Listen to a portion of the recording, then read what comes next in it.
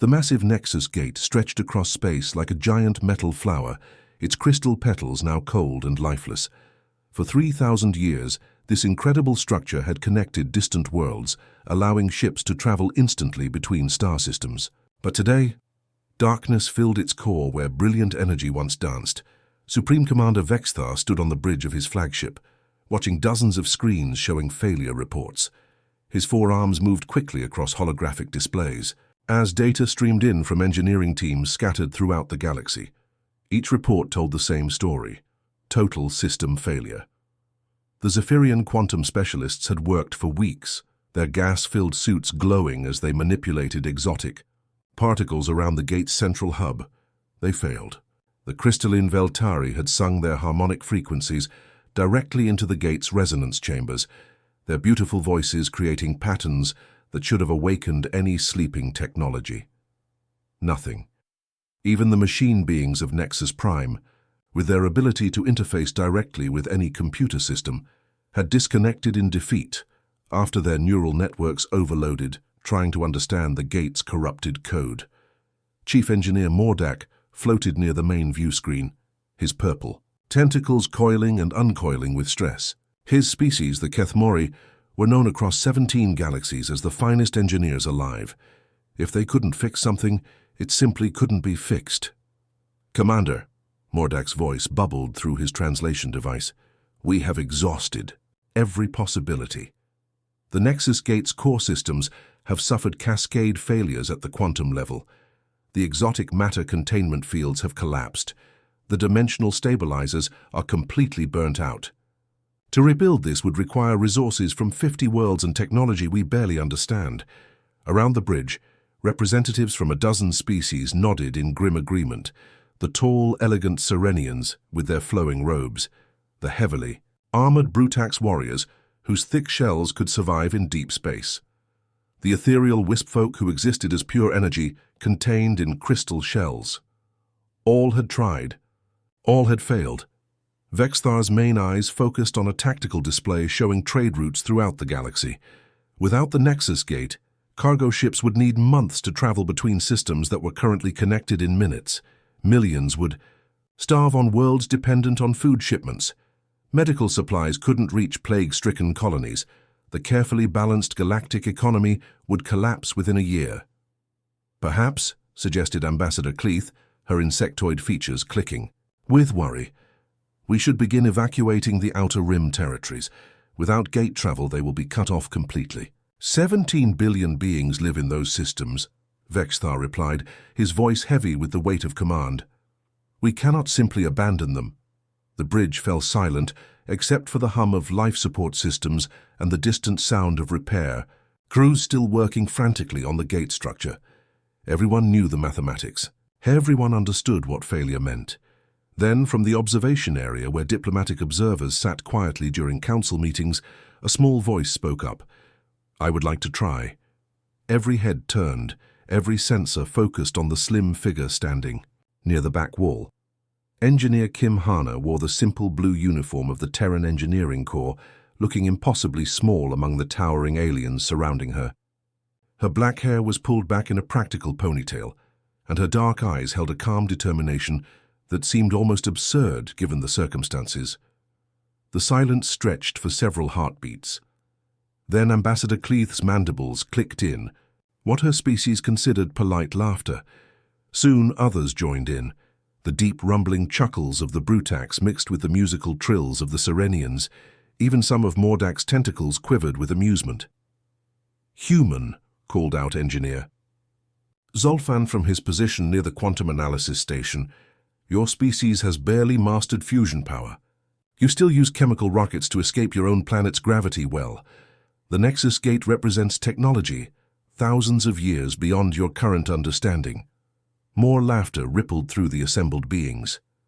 Humans were known throughout the galaxy as determined but primitive.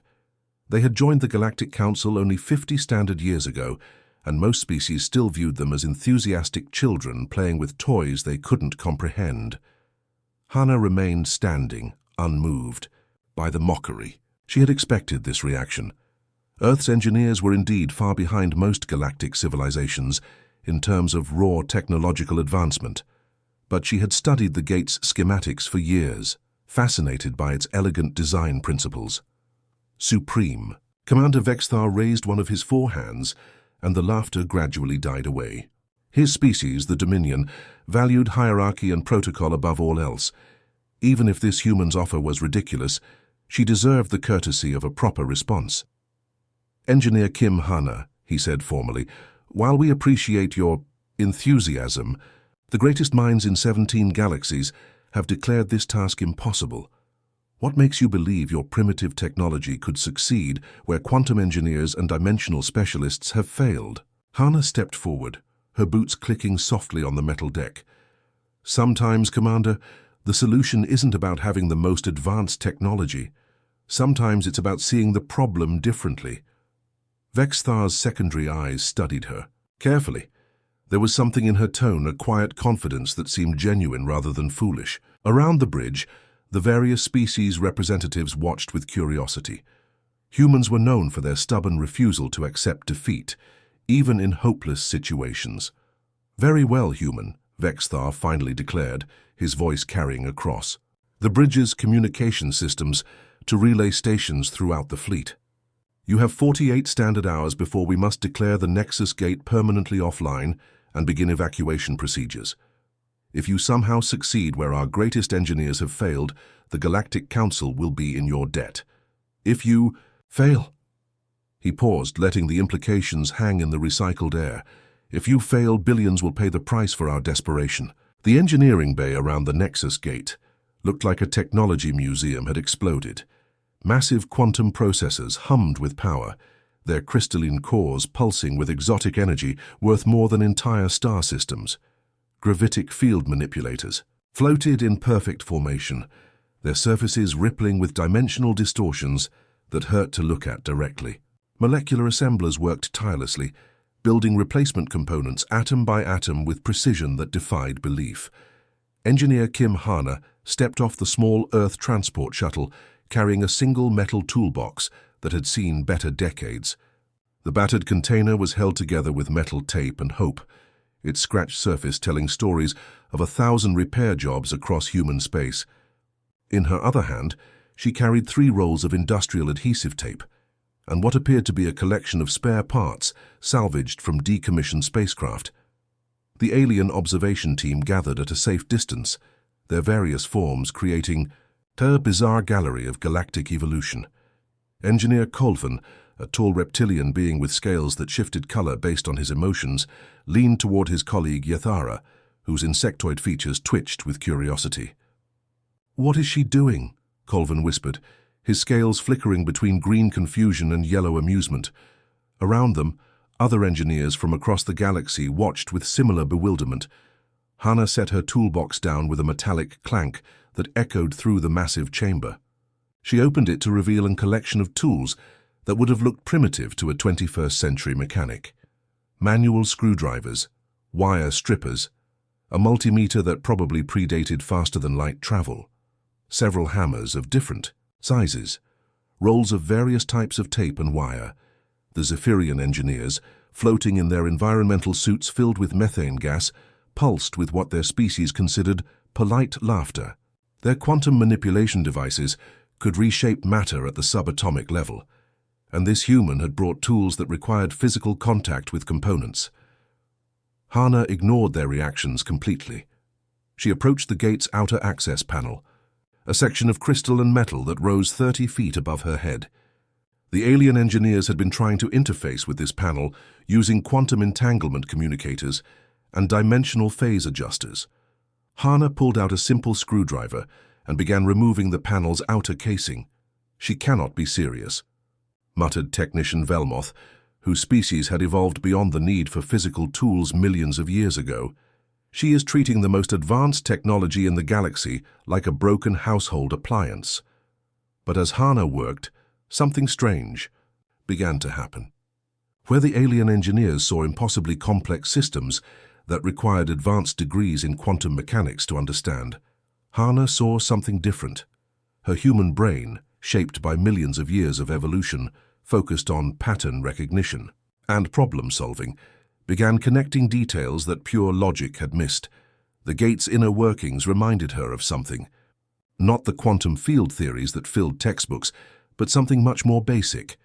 The way the crystalline conduits branched and connected looked familiar, like the wiring harness in an old Earth cargo hauler she had fixed during her apprenticeship. The power distribution nodes reminded her of the electrical systems in the mining station where she had grown up. Working by instinct more than training, she began tracing connections with her fingers. Where alien engineers had focused on the exotic materials and quantum effects, Hannah followed the simple principle that energy had to flow from point A to point B somehow. If the advanced systems were broken, maybe the basic underlying connections were still intact. "Look at this," she murmured to herself, finding a section where crystal fibers had separated from their housing. The alien repair teams had tried to regrow the crystals using molecular assemblers, assuming the exotic materials were the key. Hannah saw something else entirely. The crystals were just fancy wires. And wires could be spliced. She pulled out a roll of conductive cable from her toolbox, the kind used to repair communication arrays on Earth cargo ships. Using wire strippers that were older than some alien civilizations, she carefully prepared connections. Then, with industrial adhesive tape that cost less than a single meal in the station cafeteria, she began jury-rigging bypasses around the damaged sections. The watching aliens shifted uncomfortably. Engineer Yethara's antennae twitched with nervous energy as she watched Hannah literally tape circuits together. "This is impossible," she clicked to her companions. "Those are critical quantum resonance pathways. You cannot simply tape them." But Hannah's modifications were having an effect. Deep within the gate's core, systems that had been dead for months began showing faint signs of life. Power readings that had flatlined started showing tiny fluctuations. The massive quantum processors that the aliens had brought registered changes, so subtle that their operators initially dismissed them as instrument error. As the night cycle progressed, Hannah worked with steady determination. She crawled through access tunnels barely wide enough for a human, following cable runs that the taller alien species couldn't navigate. She bypassed burned-out control circuits with simple switching relays salvaged from her transport's cargo. Hold! Where exotic matter containment fields had failed, she rerouted power through backup systems that the original designers had probably included as emergency measures. The alien observers watched in growing amazement as their sophisticated monitoring equipment began showing results. Temperature readings in critical systems started stabilizing. Harmonic vibrations that had been chaotic for weeks began showing organized patterns. Most incredible of all, the gate's central core began emitting a faint glow. How is this possible? Colvin's scales had shifted to deep blue, indicating profound confusion mixed with grudging respect. She is using technology that barely qualifies as technology at all. Engineer Mordak floated closer to the monitoring stations, his tentacles dancing across holographic displays, showing the gate's vital signs. "The resonance frequencies they are actually improving," he announced, his voice filled with disbelief. "The quantum field stabilizers are beginning to align." As dawn broke across the artificial day cycle of the space station, Hannah emerged from the gate's inner workings covered in grease and crystal dust. Her simple tools were scattered around the access panels, connected to alien technology worth more than Earth's entire gross domestic product. And somehow, impossibly, it was working. The great Nexus Gate, silent for months despite the efforts of the galaxy's greatest minds, was beginning to hum with renewed life. The monitoring station erupted in a symphony of beeps, chimes, and alien exclamations as displays that had shown nothing but red warning lights for months suddenly blazed with activity. Technician Yalmoth, whose crystalline body normally glowed a soft blue, flashed brilliant white with excitement as data streamed across his organic display panels. "The resonance frequencies are stabilizing," he gasped, his voice creating harmonic overtones that made the air itself sing. "Look at these readings. The quantum field variance has dropped to acceptable parameters for the first time since the Cascade failure." Around the massive engineering bay, alien beings who had resigned themselves to failure began crowding around instrument panels. The Brutax engineers, their thick armored shells clanking against metal railings, leaned over displays they could barely fit behind. Floating Zephyrians pressed their environmental suits against viewing screens, their gaseous forms swirling with anticipation inside their containment fields. Hana emerged from beneath an access panel, wiping black grease from her hands with a cloth that had seen better days. Her hair was streaked with some kind of crystalline dust that sparkled in the artificial lighting, and her uniform bore the honorable stains of honest work. But her eyes held a satisfaction that made her grin infectious. "Your predecessors who built this gate were clever," she said, gesturing toward the towering structure with a grease-stained finger. "They used harmonic resonance principles, the same physics that make a wine glass shatter from a singer's voice. You've all been trying to force quantum solutions onto what's essentially a tuning fork problem." The assembled engineers exchanged glances that ranged from confusion to dawning understanding. Engineer Colvin's scales shifted through a rapid spectrum of colors as he processed this information, but the mathematical models clearly indicated quantum field manipulation was required for dimensional gateway operation. Hana chuckled and pulled out her ancient multimeter, its analog needle dancing across a display that predated most of the civilizations represented in the room. "Math is great, but sometimes you need to listen to what the machine is actually telling you. This gate isn't just moving things through space, it's singing." As if responding to her words, a low harmonic vibration began emanating from the gate's central core. It started as barely audible hum, the kind of sound you felt in your bones rather than heard with your ears. But as Hana's improvised repairs continued to take effect, the sound grew stronger and more complex. The ancient power conduits, dormant for so long that some engineers had assumed they were decorative, began to pulse with renewed energy. Streams of light raced along crystalline pathways that branched through the gate's superstructure, like the nervous system of some vast mechanical organism. Each pulse of energy triggered harmonic resonances in other parts of the system, creating a cascade effect that spread throughout the entire structure. For the first time in standard years, the massive ring structure began to glow. It started as tiny pinpricks of light scattered across the gate's inner surface, like stars being born in the depths of space. But as the harmonic frequencies aligned and stabilized, these points of light began connecting, forming geometric patterns that pulsed in rhythm with the gate's growing song. The alien engineers fell silent, their various forms of communication, clicks, chirps, harmonic vibrations, electromagnetic pulses, all stopping as they witnessed something that their most advanced theories had said was impossible. The most sophisticated minds in 17 galaxies had spent months trying to restart this ancient mechanism, using cutting-edge technology, and a human with tape and spare parts had succeeded where they had failed. Chief Engineer Mordak floated, closer to Hana, his purple tentacles coiling and uncoiling with nervous energy. His species had built technologies that could reshape planets, create artificial stars, and bend the laws of physics to their will. Yet this primitive human had solved a problem that had stumped him completely. "Impossible," he breathed, his words bubbling through his translation device with genuine awe. "How did you see what we could not?" Hana set down her tools and looked up at the towering gate structure, its inner ring now glowing with increasing brightness. "Maybe it's because I'm not smart enough to know it should be impossible," she said with characteristic human modesty. "When I look at this thing, I don't see quantum field generators and dimensional matrices. I see a really big, really complicated machine that's broken, and broken machines usually break in simple ways." She pointed to sections of the gate where her jury-rigged repairs connected alien technology with salvaged Earth components. "Look here. This exotic matter conduit had separated from its housing. Your teams kept trying to regrow the crystal matrix using molecular assemblers. But the crystal wasn't the problem. It's just a fancy wire. The problem was that the connection had come loose, so I reconnected it." Engineer Yathara's insectoid features twitched with what her species considered deep thought.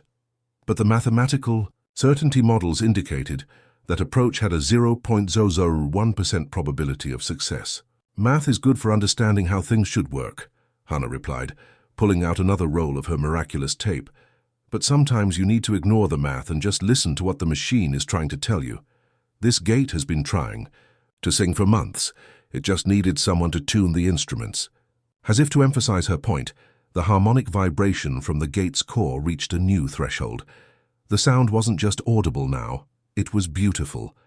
Complex harmonies layered upon each other, creating a music that seemed to resonate with something fundamental in the universe itself.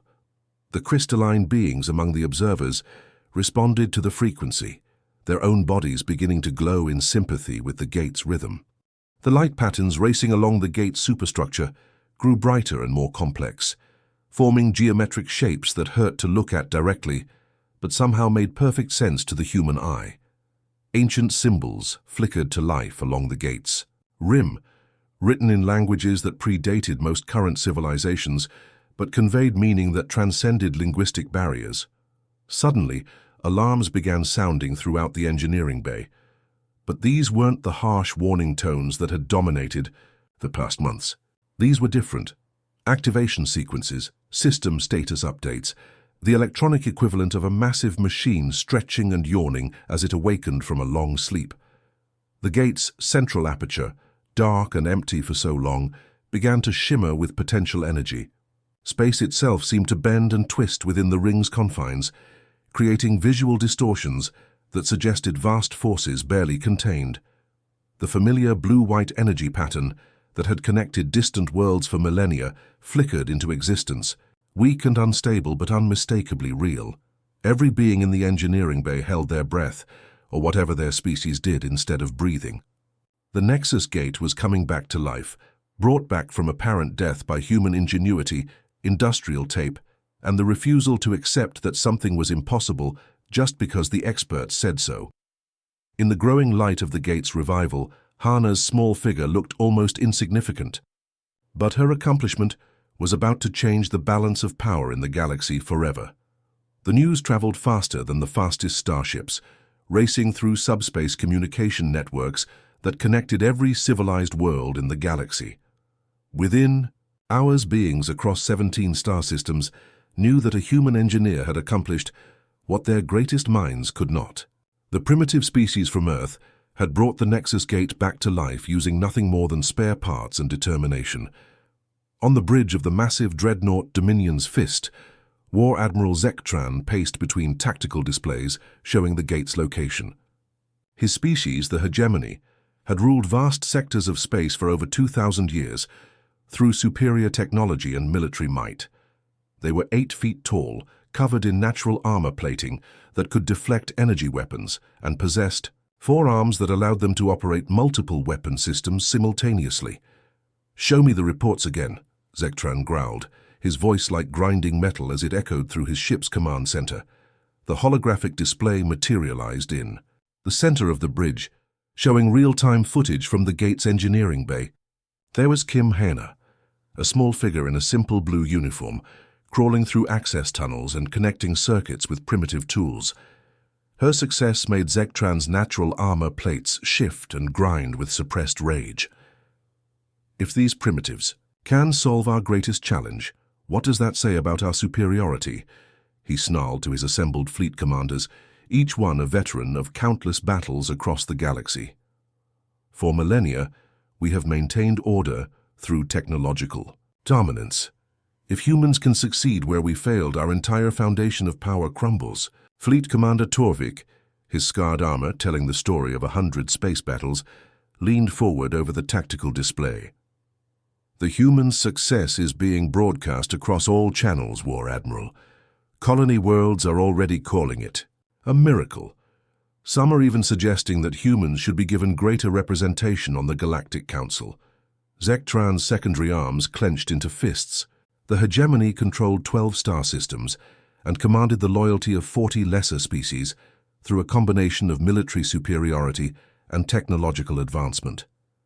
If a primitive human could solve problems that stumped Hegemony scientists, their subjects might begin questioning who deserved to rule. "Deploy the fleet," Zektran commanded, his voice carrying across communication channels to 17 battleships positioned throughout the sector. "We destroy the gate before she completes her work. Make it look like a tragic accident during the repair process." "Sir," interrupted Communications Officer Veldan, his four eyes blinking in sequence as he processed incoming data. Supreme Commander Vexithar has declared the gate area a neutral zone. Any military action could be considered an act of war against the Galactic Council. The Council will thank us once they understand the implications, Zektran replied coldly. Better to lose one gate than to watch the galaxy's power structure collapse, because we allowed primitive humans to appear superior to their betters. Meanwhile, at the Nexus Gate, Hana worked frantically to complete the final resonance calibrations. The gate's central core now hummed with barely contained energy, its harmonic frequencies creating a song that could be felt throughout the massive structure. But the system was delicate. One wrong adjustment could cause a cascade failure that would destroy not just the gate, but everything within 1,000 kilometers. Engineer Park Minho, her assistant from the human diplomatic vessel New Soul, monitored long-range sensors from a makeshift command post built from cargo containers and Earth communication equipment. At 28, he was younger than Hana, but had served on deep space missions since graduating from Seoul Technical University. His specialty was defensive systems, and right now he was very worried about what his sensors were showing. "Hana," he called out, his voice tight with concern, "we've got multiple contacts approaching at high speed. Configuration matches hegemony battle cruisers, and they're not responding to standard identification requests." Hana looked up from the quantum resonance calibrator she had constructed from spare parts, her face streaked with sweat and determination. The device looked like it had been built in someone's garage, which wasn't far from the truth. But somehow, it was successfully fine-tuning the gate's ancient systems in ways that billion-credit quantum computers had failed to achieve. "How long until they arrive?" she asked, already turning back to her work. 15 minutes to weapons range," Minho replied, his fingers dancing across Earth-made control interfaces. "But their fighter squadrons will be here in 8. Through the engineering bay's massive viewports, they could see streaks of light approaching through the starfield. Hegemony Talon fighters were among the most advanced combat craft in the galaxy, each one crewed by warriors who had trained since childhood for space combat. Their weapons could punch through capital ship armor, and they were fast enough to dodge most defensive systems. "The alien engineers are evacuating," Minho reported, watching as various species began boarding their sophisticated vessels and departing the area. "Even the Galactic Council security forces are pulling back." Hana's hands never stopped working as she made microscopic adjustments to crystalline matrices that controlled the gate's power flow. "Can't blame them. This isn't their fight." "It's not our fight either," Minho pointed out. "We could evacuate with the others, live to try again another day." For a moment, Hana paused in her work. She looked through the viewport at the approaching enemy fighters, then at the gate structure around them. Billions of lives depended on restoring galactic transportation. Entire star systems would be cut off without the gate network. Children would starve on distant colonies. Medical supplies couldn't reach plague-stricken worlds. "No," she said firmly, returning to her controls. "We finished this." The first wave of hegemony fighters screamed past the engineering complex, their energy weapons lighting up the space around the gate with deadly precision. They weren't targeting the gate itself yet. That would come later, after they eliminated any witnesses to their sabotage. Minho activated the defensive systems he had jury-rigged from the human diplomatic ship's equipment. Automated plasma turrets emerged from concealed positions around their workspace, their targeting computers locked onto the approaching fighters. It wasn't much against military-grade attack craft, but it might buy them the time they needed. "Hana, we've got company!" Minho shouted as enemy fighters began their attack run.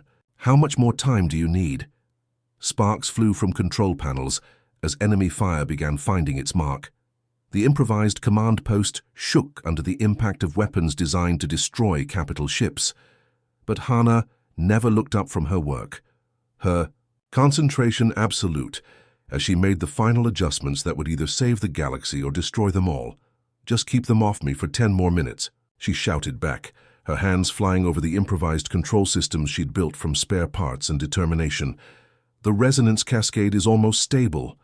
The battle for the Nexus Gate had begun, and the fate of galactic civilization hung in the balance. The final calibration felt different under Hannah's fingers. After hours of delicate adjustments, the quantum resonance calibrator she had built from salvaged parts finally achieved perfect harmony with the gate's ancient systems. The improvised device, held together with industrial tape and powered by a backup generator from her transport ship, somehow managed to synchronize frequencies that billion-credit quantum computers had failed to match. Resonance cascade achieving stable configuration, she whispered to herself, watching as harmonics that had been chaotic for months suddenly aligned in perfect mathematical precision.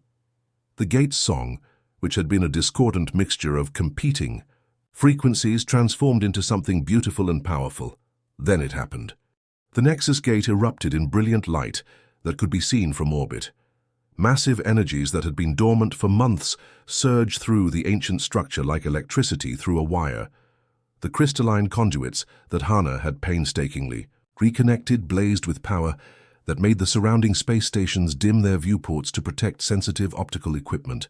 Ancient symbols along the gate's rim flared to life, writing themselves in languages that predated most current civilizations, but somehow conveyed a universal message of connection and unity.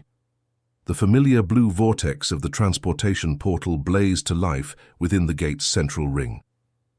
Energy patterns that had connected distant worlds for 3,000 years danced and swirled in stable spirals that bent space itself. The portal's activation sent gravitational waves rippling through local space, causing every ship within 1,000 kilometers to feel the gentle tug of dimensional forces beyond normal physics. War Admiral Zektran, commanding his attack from the bridge of his flagship, watched in stunned disbelief as his tactical displays went haywire. "What is happening?" he roared at his sensor operators. But before anyone could answer, the gate's activation wave reached his fleet. The energy pulse washed over 17 hegemony battleships like a gentle tide, and suddenly every weapon system in the squadron went dark. Plasma cannons powered down, missile launchers sealed their tubes. Even personal sidearms carried by crew members became mysteriously inoperative. Zektran frantically pressed firing controls that refused to respond. His most advanced warships, capable of reducing planets to rubble, had been rendered completely harmless in seconds. "How is this possible?" he snarled, his forearms working desperately to restore weapon systems that showed no signs of malfunction, but simply would not function. Back at the engineering station, Hannah allowed herself a small smile as she monitored her improvised control systems. During her repairs, she had noticed that the gate's activation sequence would generate an electromagnetic pulse, designed to protect the ancient structure from interference. A few minor modifications to the pulse generators, using techniques she had learned fixing cargo ship communication arrays, had expanded that protective field to cover a much wider area. Any aggressive technology within the pulse range would find itself temporarily disabled. It was, as Hannah would later describe it, a very convenient coincidence. Park Minho, still manning his defensive position, stared at his sensors in amazement. "The hegemony fighters have gone completely dark," he reported. "No weapons, no engines, nothing. They're just drifting." "Must be some kind of side effect from the gate activation," Hannah replied innocently, making a final adjustment to her control systems. Supreme Commander Vexthar's voice suddenly echoed across all communication frequencies, transmitted from the Galactic Council flagship that had been monitoring the situation from a safe distance. His words carried the full authority of 17 member civilizations. "The Nexus Gate is operational. All ships stand down immediately. Any vessel that fired upon Council personnel during a diplomatic mission will be subject to immediate arrest and trial." The space around the gate, which moments before had been filled with weapons fire and the chaos of battle, suddenly became very peaceful. Hegemony ships found themselves surrounded by Council security vessels that had been waiting just outside the conflict zone. With their weapons offline and their justification for the attack completely destroyed by Hannah's success, Zektran and his fleet had no choice but to surrender. The gate's blue vortex stabilized into a perfect spiral of contained energy. Within hours, the first test ship made the journey through the portal. instantly traveling from the gate's location to a sister gate in the Andromeda sector. The ancient network that connected distant civilizations was restored, brought back to life by human determination and a roll of industrial tape. In the month that followed, trade resumed across 17 star systems. Cargo ships that had been stranded for months finally delivered their precious loads to waiting colonies. Medical supplies reached plague-stricken worlds. Food shipments prevented famines on agricultural colonies that had been cut off from their supply lines. Children who had been separated from their families by the gate failure were finally reunited. The economic impact was immediate and dramatic. Stock markets across the galaxy surged as trade routes reopened. Entire industries that had been facing bankruptcy suddenly found themselves busier than ever. The careful balance of galactic civilization, which had teetered on the edge of collapse, was restored by one human engineer who refused to accept that something was impossible. The Galactic Council unanimously appointed Kim Hana as chief engineer, the first human ever to hold such a position. The appointment ceremony was held on the Council's homeworld, attended by representatives from every member civilization. Beings who had never heard of humanity 6 months earlier now stood to applaud the small figure in the simple blue uniform. At the ceremony surrounded by the galaxy's most advanced civilizations, Hana was asked the question that everyone wanted answered. How did humanity succeed where our greatest minds failed? Hana looked out at the assembled delegates, representatives of species that had mastered technologies beyond human imagination. She thought about quantum processors worth more than Earth's entire economy, and molecular assemblers that could build anything atom by atom. Then she reached into her pocket and pulled out a roll of her trusty adhesive tape, the same industrial-grade material that held together cargo ships and mining equipment throughout human space. Sometimes the best solutions are the simplest ones, she replied, holding up the roll for everyone to see. You just need to know where to look. The galaxy is full of incredibly complex problems that seem impossible to solve. But most of the time, they're really just simple problems that are hidden under layers of complexity.